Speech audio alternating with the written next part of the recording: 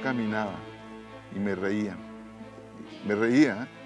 Y entonces me decía Marino, ¿qué te pasa? ¿Qué te pasa? Y digo, mira esto, Marino. Un día yo me voy a ganar ese premio. Entonces, fíjate, me lo van a dar en el Teatro Nacional. Van a tocar el himno nacional y yo voy a entrar ahí caminando y la gente se va a poner de pie, porque a mí me van a dar ese premio nacional. Entonces, como lo hacía siempre, en unas bolsas de cemento, que ahí las tengo todavía en mi casa, ¿no? Escribí el poeta Niño del Río, ¿verdad? que era de los Hospicio Huérfanos. Había un señor que tenía una camioneta y nos sacaba y nos llevaba a la orilla del río, ahí el ambiente es San Isidro de Coronado, y nos hacía una fiestecita con papas. Yo que había llegado allá un año, era muy lindo.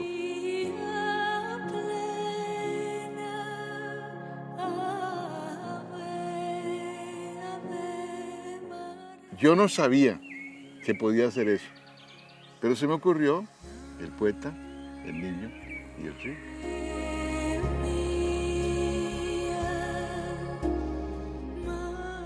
En Costa Rica no había concursos. Don Constantino venía a Costa Rica a formar la Escuela de Humanidades. Entonces don Constantino dice, no, en Costa Rica tiene que haber un concurso literario.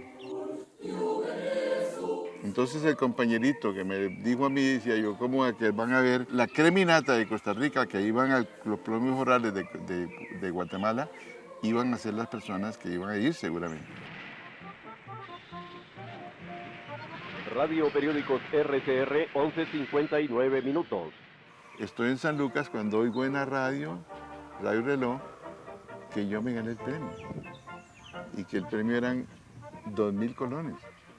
A mí el premio no me interesaba, pero 2.000 colones, yo tenía 11 años de estar ahí encerrado y nunca había tenido un colón. Entonces, claro, cuando abrieron las plicas, la sorpresa fue eso, que el primer premio lo dijo la nación, ¿verdad? El monstruo de la basílica. Entonces no podía ser.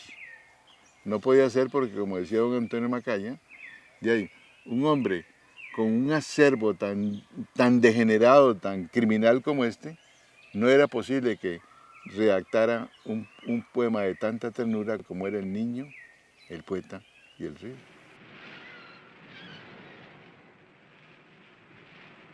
Recogí una lágrima con el dorso de la mano y dejando el anzuelo olvidado, pasito a pie, tomé el sendero del camino de las moras, allá arriba, cerca de donde dicen que casi habita Dios, donde la punta del cerro besa la mañana y en que muy seguro el poeta, mi poeta, desde hacía rato estaría esperando mi llegada.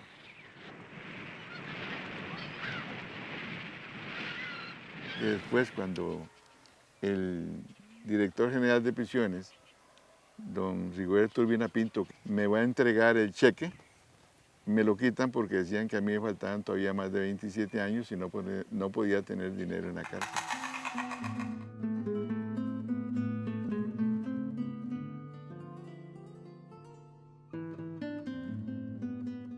La niña que viene de la luna es quizás la mejor obra literaria que yo hice. Mi hermana ejercía la prostitución a los 14 años. Mi hermana, él vivía con un barbero y yo no sé si lo hizo bien o mal. La cuestión es que le pegó una patada y esa patada le hizo una peritonitis y se murió, ¿verdad? Y mi mamá también fue prostituta. Mi mamá tuvo 12 hijos y ella nunca supo quién era el padre de sus hijos. Yo tampoco me di cuenta quién era mi padre. Señor, esta es la historia de mi hermana que se marchó con un hombre cuando tenía 11 años. Mi hermana era una madre de una niña que se fue con un hombre al cumplir 9 años. Y mi sobrina tiene una niña que, Señor, en nuestro pueblo hace falta una escuela. Carta de Navidad, 1962, presidio de San Lucas.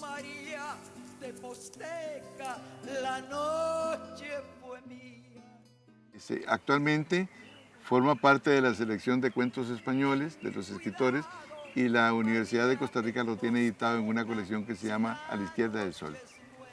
Ese es el cuento que la UNICEF publica en 164 idiomas actualmente, ¿no?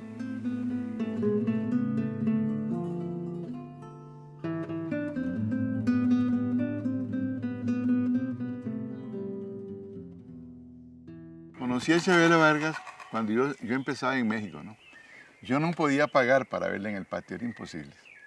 Mucho tiempo después fue que nos hicimos amigos. Una mujer costarricense que se fue de aquí a los 22 años, locamente enamorada de un trapecista mexicano en el Circo Ataide y que le empezó a tocar una historia muy dolorosa. No le gustó lo que yo escribí de ella porque dijo que yo había sido muy infiel.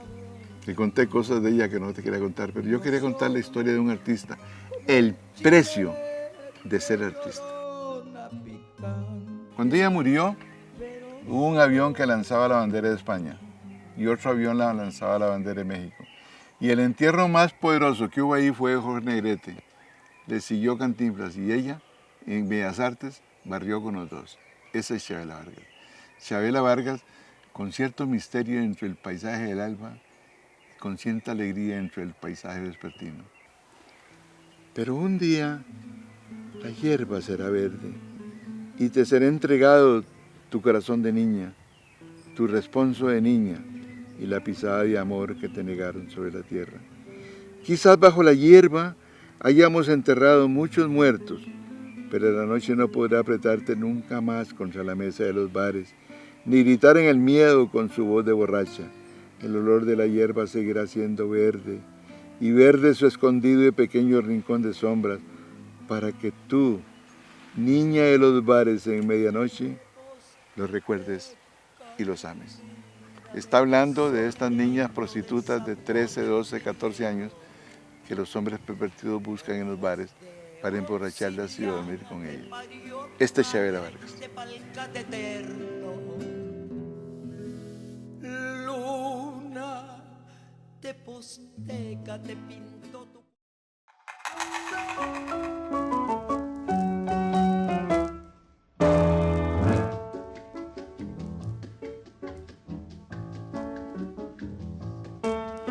Cuando yo estaba preso en la penitenciaría, a mí me hicieron una celda para mí, solamente para mí.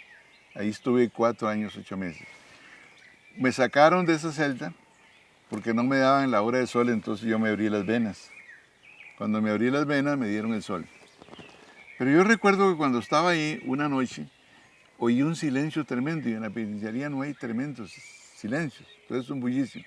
Entonces me dijeron que un hombre estaba ahí cantando con una mujer mexicana, y era Agustín Lara, que llegó con su piano, y Toña la Negra. Y cantaron solamente una vez.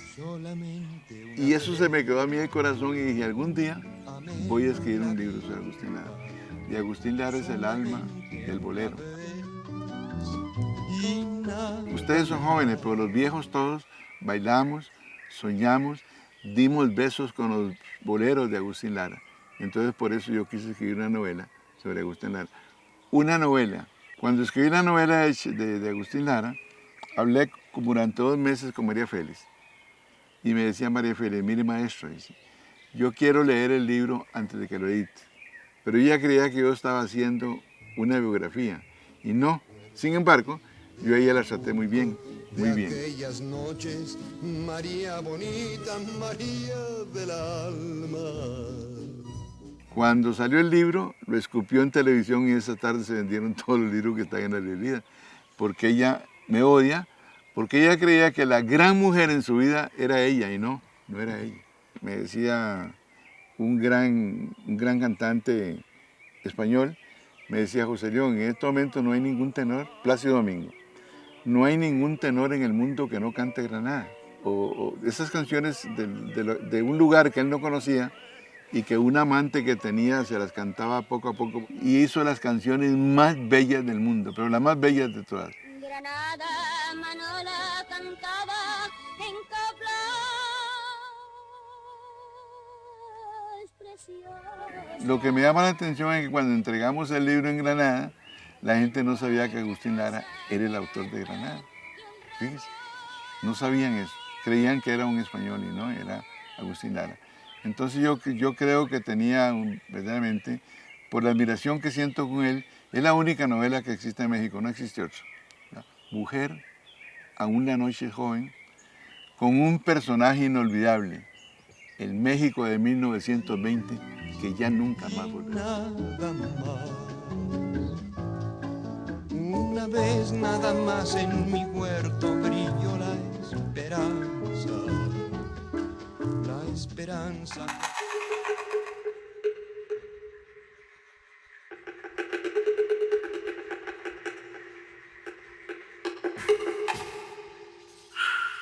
Tenochtitlan nunca hubo nada igual.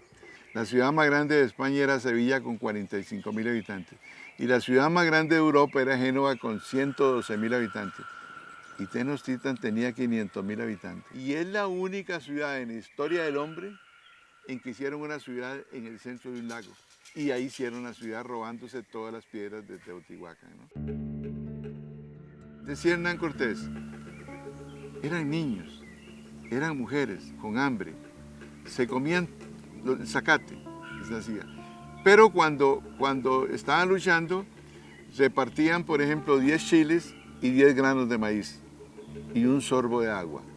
Al final, 2 chiles, 2 granos de maíz. Y al mucho final, 1 grano de maíz, un chile, y el agua la pasaban a otro para que hiciera gárgara, no se la tomaban, así estaban. Y entonces Matla consigue 10 mujeres recién paridas, se tiran al lago, donde están los guerreros, se sacan los pechos desnudos y les dan de mamar a los hombres para que hagan la última batalla de los aztecas. Punto. Yo ya había publicado La luna de hierba roja en México, con mucho éxito. Entonces visité al maestro Grijalvo en Madrid y le dije, maestro, yo quiero escribir un libro sobre México.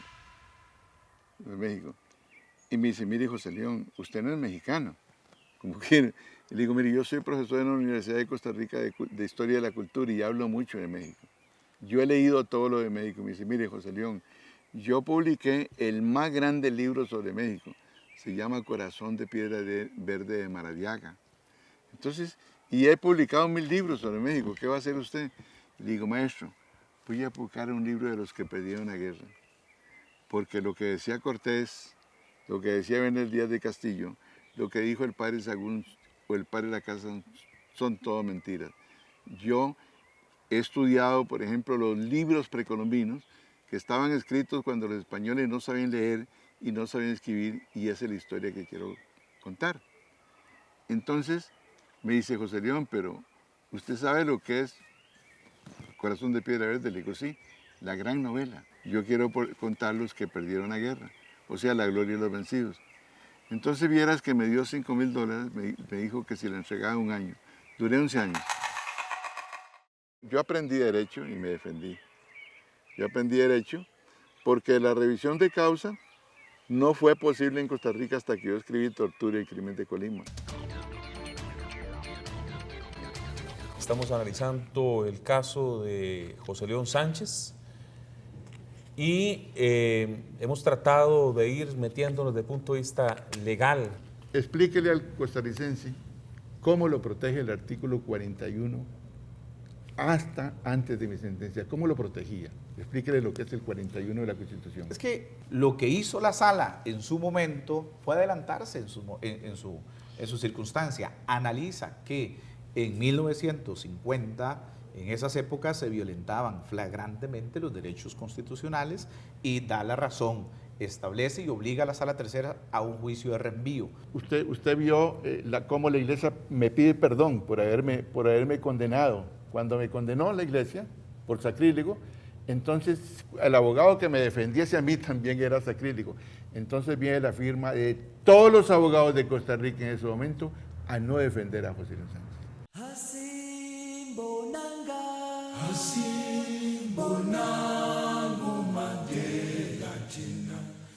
Antes del crimen de Colima no se tenía derecho, no había revisión de causa. Gracias a ese libro, yo salí libre.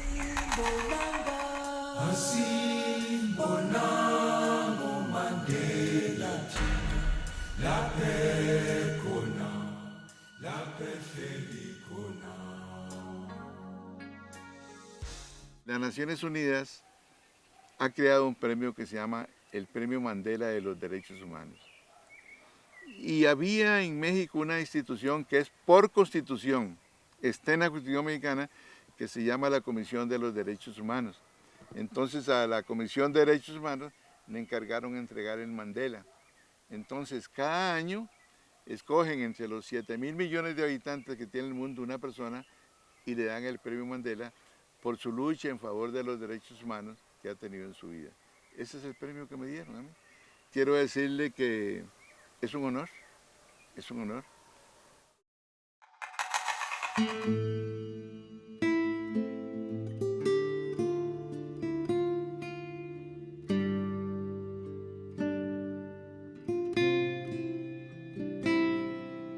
Esta es la isla de los hombres solos, donde no existen los recuerdos, donde ni el aire tiene libertad, donde el amor no se asomó jamás, donde todo es pecado, donde todo es envidia, donde todo es mal. No había esperanza ni derecho a la paz. Era la isla de los hombres solos. En San Lucas, cuando aprendí a leer y escribir, un día de tantos, comencé a conseguir bolsas de cemento y sobre las bolsas de cemento escribí La isla de los hombres solos.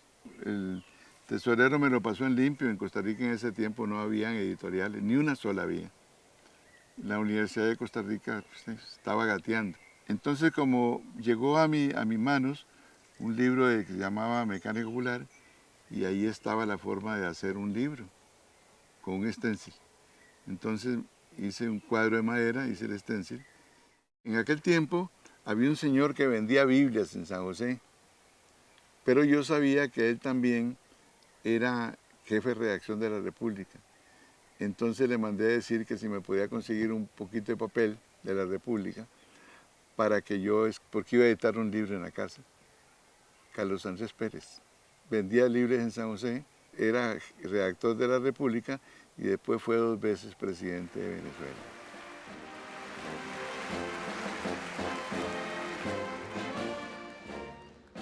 Pero entonces en ese momento llegó a visitarme al penal Miguel Salguero con René Picado.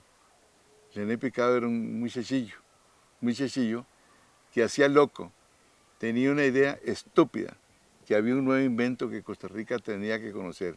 Estaba buscando ayuda para ver quién le permitía hacer una televisora. Lo llevó a San Lucas, entonces yo le conté lo que iba a hacer. Entonces René Picado, que Dios me lo tenga en la gloria, me regaló la tinta. Y con la tinta de René Picado y con el papel de Carlos Andrés Pérez de la República, yo edité 100 libros de la isla de los hombres solos. El comandante, el señor Rodríguez, estaba muy contento de lo que yo estaba haciendo. Pero ese día que terminé los 100 libros, incluso nos mandó chocolate y se llevó uno para leerlo. Y cuando al momento llegaron, donde estábamos nosotros, quemaron todos los libros porque dijeron que insultaba a Costa Rica. Los quemó todos. Pero el que los quemó, el guardián que los quemó, se robó 10 libros y uno de ellos se lo vendió a Joaquín Barguellené. Es el que actualmente tiene la Universidad de Costa Rica. Ese libro fue el que nos salvó. La isla de los hombres solos no solamente me salvó para probar que nosotros no habíamos plagado Papillón de Charré, sino que nos permitió verdaderamente editar el libro como hoy. Entonces un día llegó un periodista, y ese tema es importante, un periodista, y se les ocurre escribir cuál es la vida de los escritores más famosos del mundo entero. Todos. En aquel tiempo no estaba ni Vargas Llosa ni García Márquez, pero estaba Borges. Y yo no sé por qué Borges había leído La isla de los hombres solos. Entonces la recomendó. Entonces llegaron un señor a hablarme de La isla de los hombres solos y Life la tomó. Hizo 8 páginas y entonces ahí fue donde para el mundo entero, ¿no?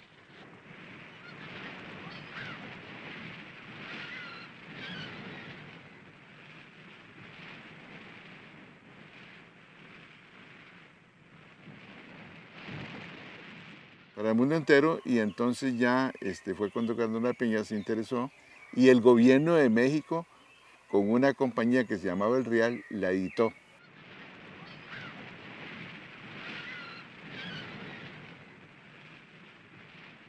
Me hubiera gustado no haberlo escrito, porque este libro me marca como un asesino, un criminal y un sacrílego.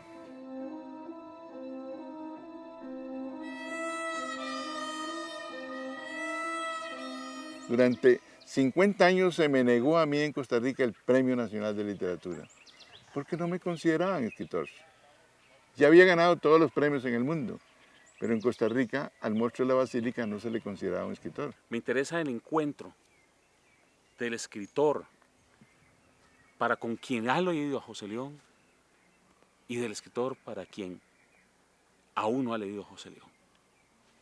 Para los que me han leído, queden conmigo gracias a mi maestro Cabril Fallas. Y los que no me han leído, que lean a otro maestro mío y ese gran hombre que se llama Juan Rulfo, que es mexicano, que ahora comparto con él un libro en mandarín.